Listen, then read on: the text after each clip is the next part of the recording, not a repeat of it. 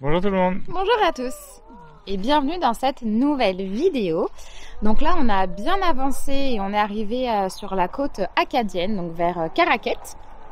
Et on a décidé de faire une visite éducative au village historique acadien. Donc hyper intéressant, hyper ludique. En fait c'est un village reconstitué avec plusieurs maisons, et sachant que les moustiques, que c'est des vraies maisons qui ont en fait été déconstruites, déplacées et reconstruites. Et il y a pas mal d'acteurs qui nous racontent comment vivaient les Acadiens donc à l'époque entre 1750 à peu près jusqu'à 1930. Donc on évolue en fait dans le temps. Et nous on a trouvé ça vraiment hyper intéressant. En tout cas si vous venez sur le continent américain en van life, et franchement arrêtez-vous. Et avec les enfants ça se fait super bien, tout est en extérieur. Et voilà, donc là le but c'est de vous présenter tout ça. Pour les enfants ça change aussi un petit peu des simples randonnées. Et voilà, on apprend beaucoup de choses. Et puis ça fait partie aussi, comme on dit, de l'EIF, comment apprendre en s'amusant. Et ça permet de sortir un peu du programme scolaire et des bouquins. Donc j'espère en tout cas que ça va vous plaire. Mais oui, en tout cas, vraiment un beau parc bien ludique pour les enfants, avec vraiment des représentants qui connaissent bien les métiers et ce qu'ils représentent. Voilà. Donc, voilà, n'hésitez pas à aller faire un tour, c'était sympa. Ouais. On a essayé dans cette vidéo, c'était pas toujours évident parce qu'il y avait quand même du monde, donc c'est compliqué de filmer quand il y a trop de monde autour de la personne. Donc vous verrez de temps en temps juste des petits passages comme ça en musique, des maisons, etc. Et ensuite j'ai quand même réussi à filmer certains corps de métier. Donc voilà, allez bien sur toute la longueur de la vidéo parce que vous allez apprendre plein de choses. Et puis on voulait juste vous faire part d'un petit changement de programmation, on va dire. C'est qu'à partir de maintenant, on va basculer la vidéo du jeudi au dimanche, voilà, parce qu'on a vu que vous étiez plus nombreux à les regarder le dimanche. Le week-end, quoi. Et je pense que vous êtes plus posés, tranquilles pour les regarder, sans nous oublier, voilà. Donc voilà, on les va basculer le dimanche après-midi. C'est pas encore à quelle heure, mais... Dimanche matin, non ? Je sais pas. Bref, c'est encore en cours de discussion. On verra. Mais donc sachez que cette semaine, il y aura donc 2 vidéos et par la suite, on basculera du coup au dimanche. Donc voilà. Donc en tout cas, on vous souhaite un bon visionnage. Et bonne vidéo. À bientôt.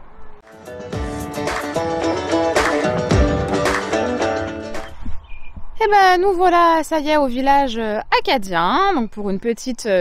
visite éducative. Donc on vous emmène avec nous, on va essayer de vous filmer 2-3 choses pour que vous puissiez voir à quoi ça ressemble. Allez, go!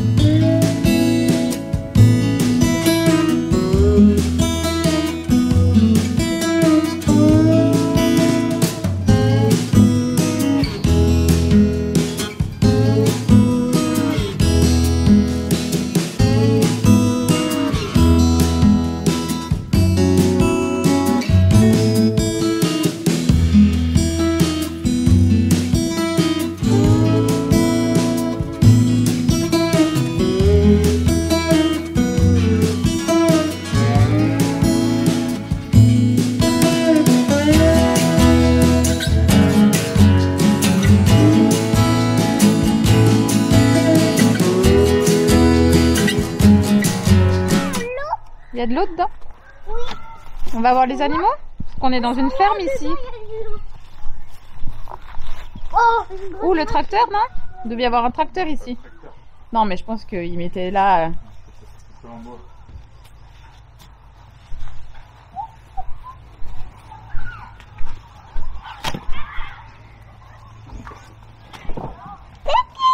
Les petites poules.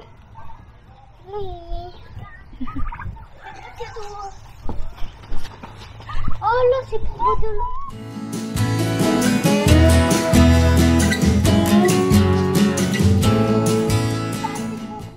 Ouais, mais vous buvez pas, c'est marqué eau non potable. Eau non potable. Regarde.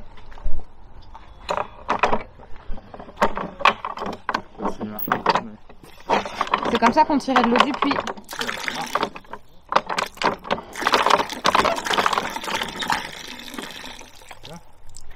Oh non, ça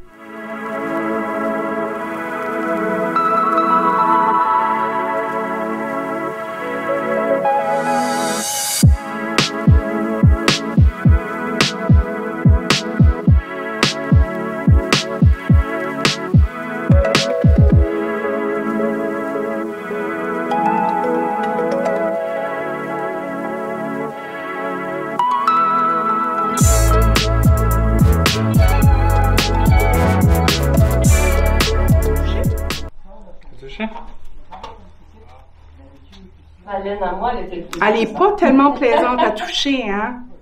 Ça, là, regardez, il y a plein de petites cochonneries, des charpies qu'on appelle.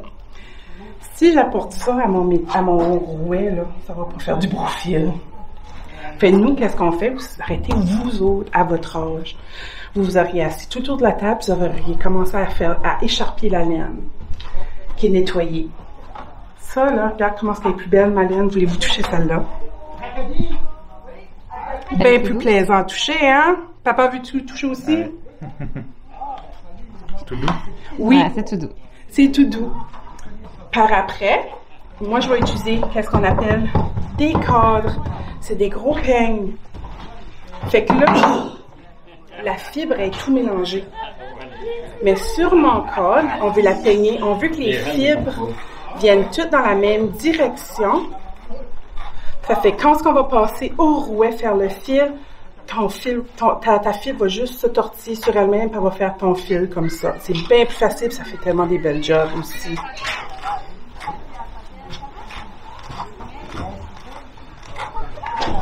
Ça enlève toutes les petites cochonneries. Ça fait Bonjour! Bonjour! Oh, il est pas épais. Job de patience, ouais. C'est tellement relaxant. Oui. Oui. Oui. Pour Ouais. vrai, là, c'est naturel. Puis, moi, je me sens bien quand je fais ça. Oui. Oui. C'est bien. Puis, j'ai toute patience. Puis en 1846, là, c'est pas la maman qui fait ce travail ici, c'est les enfants. Ah, ok. C'est les enfants assis autour de la table, par terre, l'hiver. C'était qu'est-ce que les enfants auraient fait. Garçons et filles auraient fait le cardage. Au lieu de jouer aux Et qu'est-ce que voitures. je fais? Oui. Ah, les enfants, Ou vous les faisaient à charpiers. l'époque? C'est moins intéressant que Ouais. la voiture. Ah oui. Fait là, vous voyez, là, ma fibre commence à venir beaucoup plus droite. Fait qu'est-ce que je fais après ça? Ça va tourner en écardant. Ça, c'est mon écardant. Il fait pitcher parce que je le tourne à la main. Fait ça, je vais apporter ça à mon rouet. C'est là que je vais faire mon fil. Le rouet, lui, fait la torsion. Ou qu'on peut le faire à la main, mais à la main, sans entendu, ça prend du temps. Ça prend du temps. Mais ça aurait été les petites filles à l'âge de 7-8 ans qui ont embarqué sur le rouet. À l'âge de 10 ans, où tu touches les pédales, tu embarques sur le métier à tisser. Ouais. Il y a une étape que j'ai sautée, l'étape entre le rouet et le métier, il y aurait eu la teinture. Fait disons que les enfants font l'écharpiage, le nettoyage, le cardage, le rouet à l'hiver. À l'été, on arrive, OK, on store tout en haut. La ligne qu'on a faite sur le rouet, on va la porter haut, on va faire notre teinture. La teinture, c'est fait avec toutes des plantes locales. L'épilogue, le pissenlit, la verge, de la tansée, la verge dorée, on utilisait de l'écorce de bouleau. On aurait même utilisé la pelure d'oignon. C'était le seul aliment qu'on utilisait, puis c'était parce que les animaux ne mangeaient pas. Ça donnait un beau jaune doré, là, un beau golden, on pourrait dire. Ouais, et juste là, le premier que vous voyez par ma collègue, exactement, ça c'est de la pelure d'oignon. C'est ça qu'on aurait fait en temps normal. Puis, une fois qu'on aurait la teinture, ben là, t'attends l'hiver pour faire ton tissage. Fait la conception d'un vêtement, le monde prend ça par acquis, là. Mais de la tonte du mouton jusqu'à la conception de ton vêtement, de couper ton tissu, pour faire ton linge, c'est 3 ans. Comment tu puisses porter ta frappe ou ton pantalon,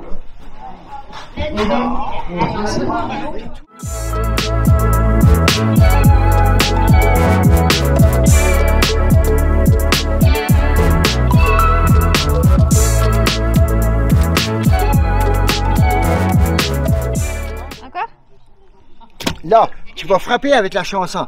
Mais quand je dis mouton, tu frappes. La laine des moutons, c'est nous qui l'attendons.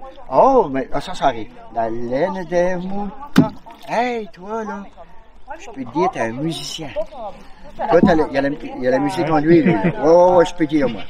Puis quand il y a un autre fort. Ouais, ça, tu veux essayer quelque chose de différent, toi, là. Non, ben toi, là, je te dis tout de suite, là. On s'en parlera dans 10 ans. T'es un musicien. Je sais pas si tu le sais, là, mais je peux te dire ça. Dépêche-toi de toucher un instrument.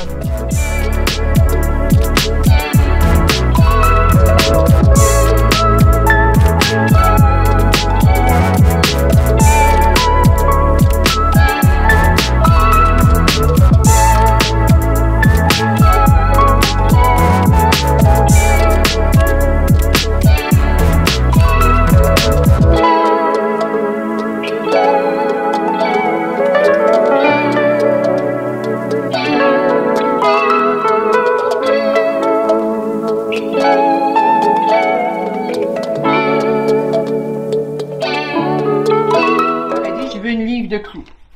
Ça fait, on aurait pris, puis on aurait été ici, on aurait pris la petite. Là, c'est marqué 1 livre. Moi, j'aurais mis 1 livre ce côté-là. Puis ce côté-là, 1 livre de clous. Là, j'en ai pas assez. On va en rajouter d'autres. Là, je sais que c'est trop. Mais on aurait mis des petits clous jusqu'à temps que ça serait devenu égal ici. Fait là, ça aurait voulu dire qu'il y avait 1 livre de clous. Quand c'est égal. Fait, là, il y a 1 livre, là, il y a 1 livre. Moi, je sais que j'ai 1 livre de clous. Fait, je vais prendre puis je vais te demander de payer pour 1 livre de clous. Les petits clous. Dans l'autre côté, vous allez voir mieux, là, parce qu'on a vraiment des clous dans l'autre. Vous allez peut-être mieux comprendre. Parce que là, tu vois, il est égal en haut. Es-tu grand assez pour pogner le petit? Tu veux-tu pogner celui-là? Regarde, moi dans lui, j'ai des clous. J'ai mis plein de clous. Des petits clous comme dans le temps. Des petits clous comme qu'on a dans le plancher. Là, des clous comme ça. Là, moi, je veux des clous, mais j'en veux 1 livre. Toi, ce que tu vas faire, tu vas prendre puis tu vas mettre la livre là. Puis moi, je vais prendre puis je vais mettre des clous jusqu'à temps que tu vois, là, si j'enlève des clous, là, c'est trop pesant. Je vais mettre des clous jusqu'à temps que ça devienne égal. Puis quand ça va venir égal dans le milieu, là, je vais savoir que j'en ai 1 livre. Fait, il va falloir que papa paye pour 1 livre de clous.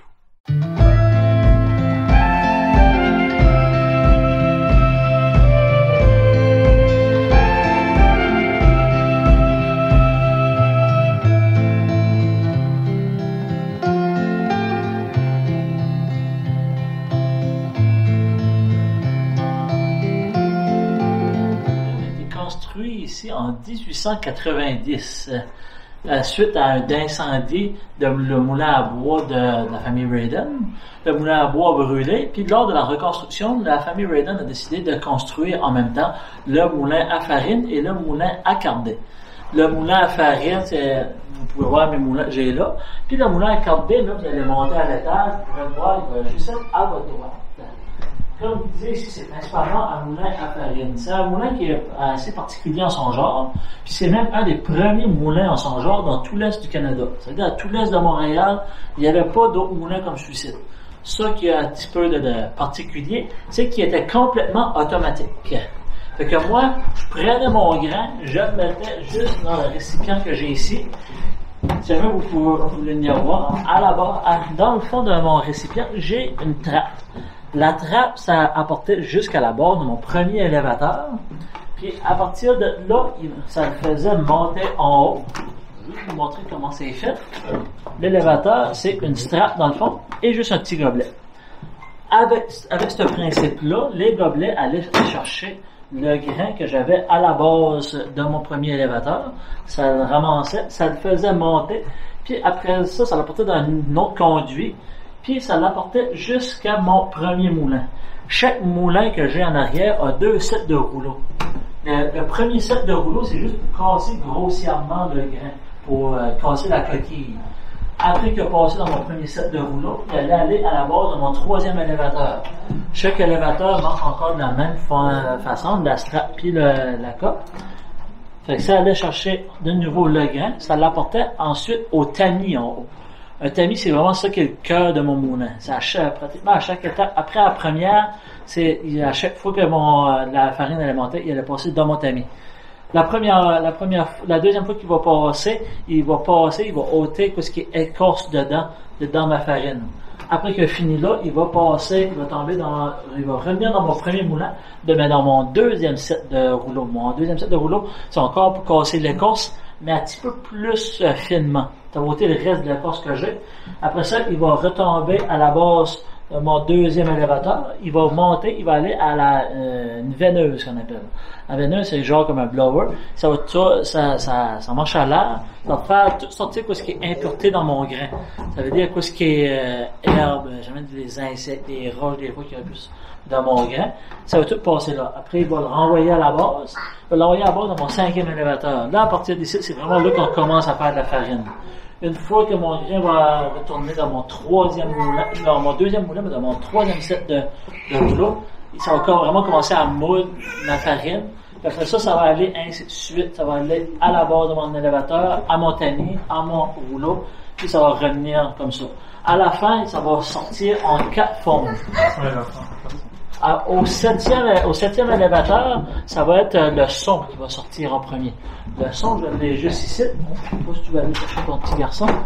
Le son, c'est juste ce qui est pas bon dans ma farine.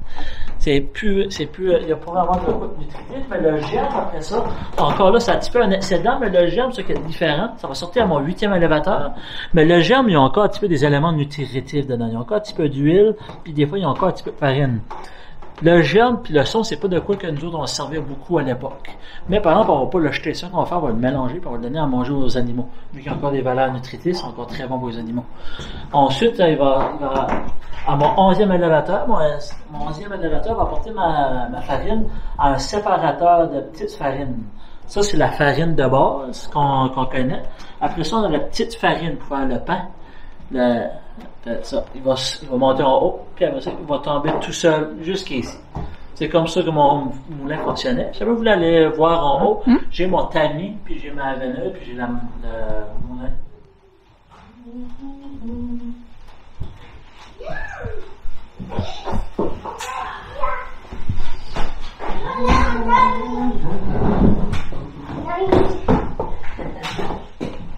Tiens, regarde, le loup, on peut faire des dames ici, même jouer du piano. Ça marche? Oui, c'est très bien. Hey, il n'y a pas de musique.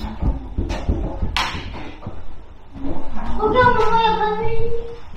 Bah, ce qui marche plus, il est vieux, chérie. Regardez la chambre. Là, c'est la chambre où on hébergeait la maîtresse d'école. Elle était nourrie, logée et blanchie, et elle faisait l'école aux enfants. Et elle dormait directement au rez-de-chaussée dans la même maison que ses élèves. Incroyable. Ici, elle est super grande cette maison. C'est là où il mangeait. Le garde-manger.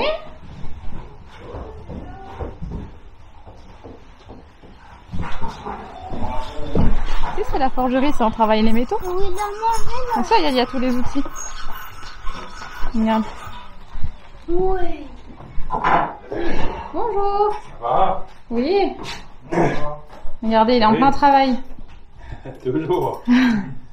Ici, vous êtes dans la forge de M. Sylvain Léger. On se trouve en 1874, Cameron Cook, Run Moncton, dans le sud de la province. Et c'est en 1874, c'est l'année que Sylvain, le propriétaire, s'est devenu forgeron. On va passer de l'âge de 14 à 21 ans comme apprenti pour son beau-frère, Marcelin. Quand Marcelin s'est retiré, Sylvain a acheté sa forge et est devenu forgeron. En devenant forgeron, à l'époque, il fallait savoir faire tout ce qui touchait le fer. Sylvain était maréchal de fer. C'était aussi charron, il fallait fabriquer les roues charrettes. On a fait tout ce qui touchait le fer en général. Et parmi tout ça, Sylvain était surtout revenu pour ses tâches. C'est ce qui a été sa spécialité. Je vais vous dire des questions, je n'y vois pas.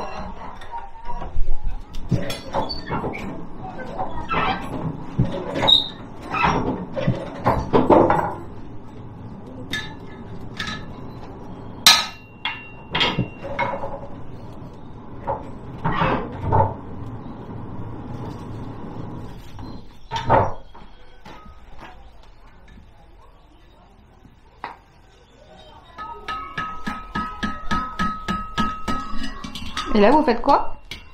Tout de suite, alors, des petites décorations. D'accord. C'est pas... je suis pas supposé le faire devant le public. Mais... Ah! Bah, comme ça, on voit le travail. C'est ça, c'est... Des petits crochets en forme de clé de sol, comme ça. C'est une décoration supplémentaire. Une commande. Une petite commande que j'ai reçue.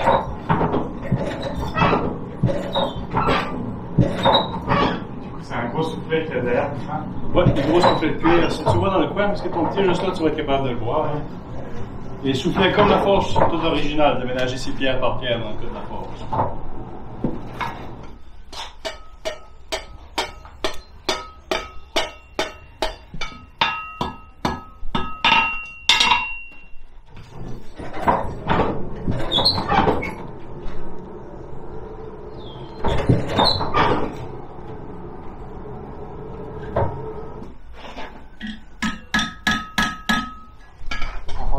Mais il a seulement eu pendant 4 mois.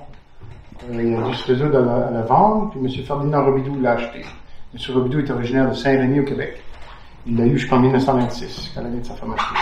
Il était situé à Chilliac, au Nouveau-Brunswick. La bâtisse comme telle, c'est une reproduction, mais l'équipement, c'est des équipements originaux. Ça, c'est la presse que M. Robidoux a probablement travaillé dessus. Une presse à platine. Le journal était publié à tous les semaines. Il y avait 4 pages. Ça prenait une journée par page pour faire le montage. Ça prenait de 12 à 13 heures. Une page. Il fallait imprimer la page. Ensuite de ça, la mettre à sécher. Le lendemain, décrocher tout ça, imprimer l'autre côté. La raccrocher de l'autre. Le journal, lui, il fallait que ça soit terminé le vendredi soir, ou plutôt le jeudi soir, ou plutôt le vendredi matin, pour être passé sur le train. Ensuite de ça, il était distribué dans tous les bureaux de poste. L'île de Prince-Édouard, Nouvelle-Écosse puis Nouveau-Brunswick. Un abonnement coûtait 2 $ par année, payable à l'avance. M. Robidoux, lui, classait le nom de ses mauvais payeurs de son journal. Puis, pour vous donner une idée, ça c'est un montage, ça c'est une plaque d'impression. Les lettres sont toutes placées une à une. Puis, ce qui est particulier, c'est qu'il fallait écrire à l'envers pour imprimer à l'endroit. Pour vous donner une idée de la grandeur. Ça, c'est une lettre, c'est ça? Ça, c'est un I. Ah oui. Oui. Je pense que même à la caméra, on le voit pas. Ça vous donne une idée. Il fallait les placer une à une. La plupart des nouvelles, ça venait des villes, ça venait surtout des journaux anglophones qui traduisaient en français. Les marchands. La première chose que je fais quand je démarre ma journée, ça a fermé la porte. Je ne vais pas supposer de ce côté ici. J'ai une table en marbre. Je m'enroule l'applicateur pour vendre. OK. Je vais enduire ma platine d'encre. Je vais placer une couche fine d'encre. Il ne faut pas trop en mettre, sinon on va tout embrouiller les lettres. Ça va faire un gâchis. Il va falloir tout nettoyer. Ensuite de ça, une fois ma platine ancrée, je vais faire fonctionner mes rouleaux encreurs qui sont là. Il y en a 2. J'ai ma plaque d'impression qui est là, qui est beaucoup plus petite, qui est ce montage-là. OK? Vous pouvez la garder si vous voulez. Merci. C'est ce que je vais vous imprimer. Pour tout de suite, la machine, elle est au neutre. OK? Elle n'imprimera pas. Je vais juste imbiber mes rouleaux d'encre. Je vais les faire monter sur la platine. La platine, elle va tourner un quart de tour à chaque révolution pour toujours prendre l'encre égale. Sinon, je vais manquer d'encre. OK? Là, ils sont bien imbibés d'encre. Je vais l'embrayer. On devrait imprimer une carte.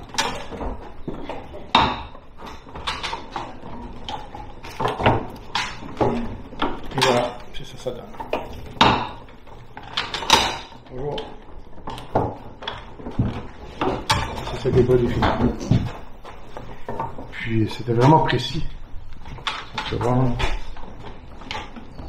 C'est la presse originale.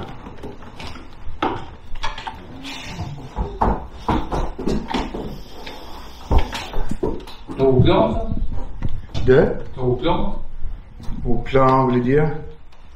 Ça, il y en a qui du plan, il y en a qui du...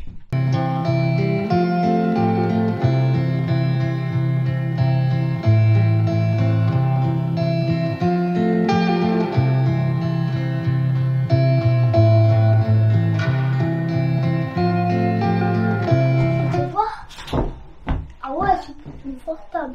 Moi aussi. Là, regardez, ça ressemble à un vrai lit à barreaux.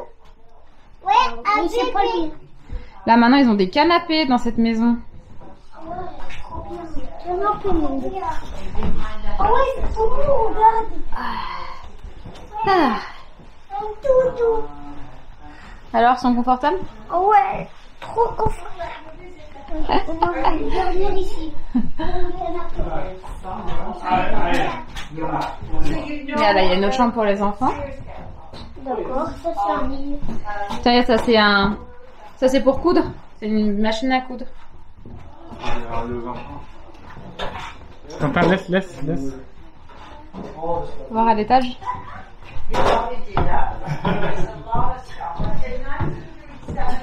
Il y a encore une chambre. Il y a encore un étage. Ouais. Ah ouais. Classe. Mais mon travail.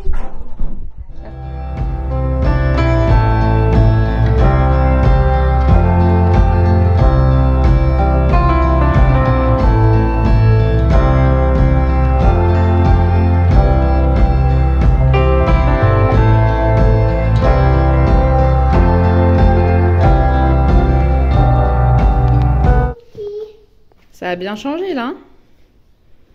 C'est confort. Là, t'as vu, il y a du papier peint, du parquet, des tapis, des nappes.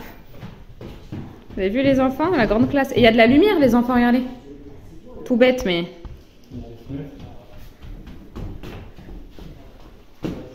Ah, regarde la cuisinière. Avance. Ça va-tu bien? Allô? Bonjour. La belle visite après-midi. 1928, ici, la maison. Maison Turgeon qui était politicien. Ah bah oui. 22 ans de député puis 22 sénateurs. C'est la raison pourquoi on est bien comme ça. On a l'électricité dans la maison, l'éclairage. On est les seuls. L'eau courante, l'eau chaude, l'eau froide. On est en ville, on a batteuse, les projets moulants. On a de l'argent, on peut payer. Ça fait qu'on est à l'aise. On a le téléphone dans le bureau du sénateur. Les deux jeunes, il faut qu'ils voient le beau téléphone. Ah bah oui. Ça se met pas dans une poche de fesses. Pas en tout. Oh là là, regardez le téléphone. On touche pas. Eh, vous avez vu, on n'est pas sur le portable là. Hein. Je pense même que tu l'aurais vu, tu n'aurais pas su que c'était un téléphone.